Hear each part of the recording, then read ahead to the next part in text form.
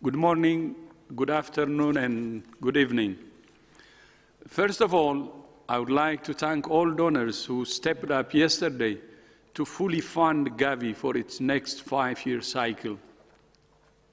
This is a vital investment in saving millions of lives from vaccine-preventable diseases.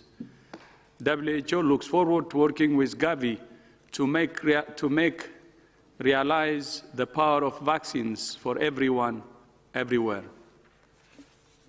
Today, WHO is publishing updated guidance on the use of masks for control of COVID-19.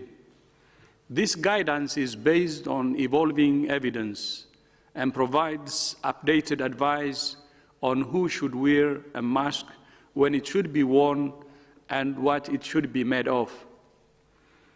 WHO has developed this guidance through a careful review of all available evidence and extensive consultation with international experts and civil society groups. I wish to be very clear that the guidance we are publishing today is an update of what we have been saying for months, that masks should only ever be used as part of a comprehensive strategy in the fight against COVID. Masks on their own will not protect you from COVID-19. Here is what has not changed. WHO continues to recommend that people who are sick with symptoms of COVID-19 should remain at home and should consult their health care provider.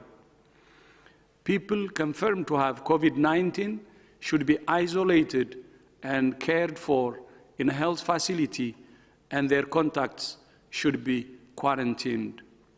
If it's absolutely necessary for a sick person or a contact to leave the house, they should wear a medical mask.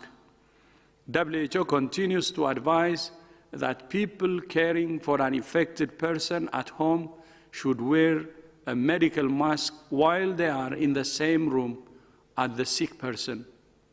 And WHO continues to advise that health workers use medical masks and other protective equipment when dealing with suspected or confirmed COVID-19 patients. Here is what's new. In areas with widespread transmission, WHO advises medical masks for all people working in clinical areas of a health facility, not only workers dealing with patients with COVID-19.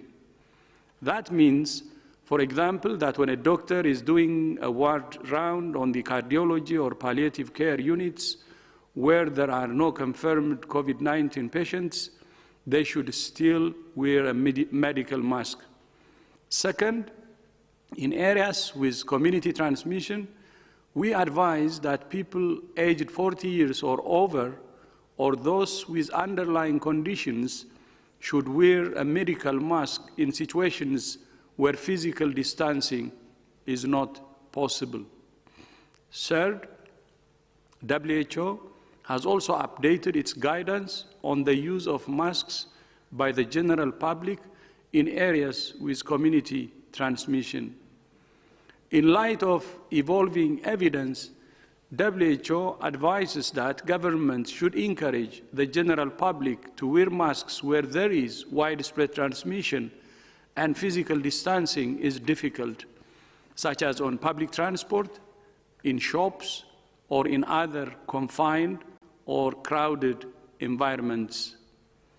Our updated guidance contains new information on the composition of fabric masks based on academic research requested by WHO.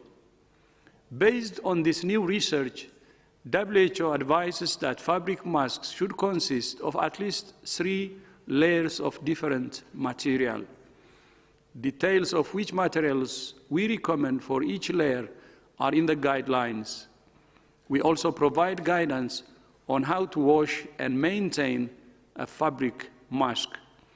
Our guidance also explains how to use a mask safely. People can potentially infect themselves if they use contaminated hands to adjust a mask, or to repeatedly take it off and put it on without cleaning hands in between. Masks can also create a false sense of security, leading people to neglect measures such as hand hygiene and physical distancing. I cannot say this clearly enough. Masks alone will not protect you from COVID-19. Masks are not a replacement for physical distancing, hand hygiene, and other public health measures. Masks are only of benefit as part of a comprehensive approach in the fight against COVID-19. The cornerstone of the response in every country must be to find, isolate, test, and care for every case, and to trace and quarantine every contact. That's what we know works. That's every country's best defense against COVID-19. WHO will continue to provide the world with advice based on the most up-to-date evidence as part of our commitment to serving the world with science, solutions, and solidarity.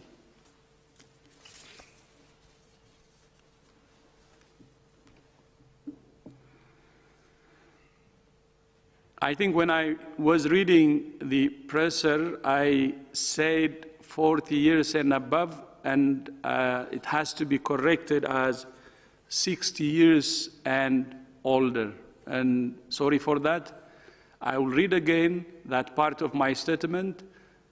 In areas with community transmission, we advise that people aged 60 years or over, or those with underlying conditions, should wear a medical mask in situations where physical distancing is not possible. Thanks again.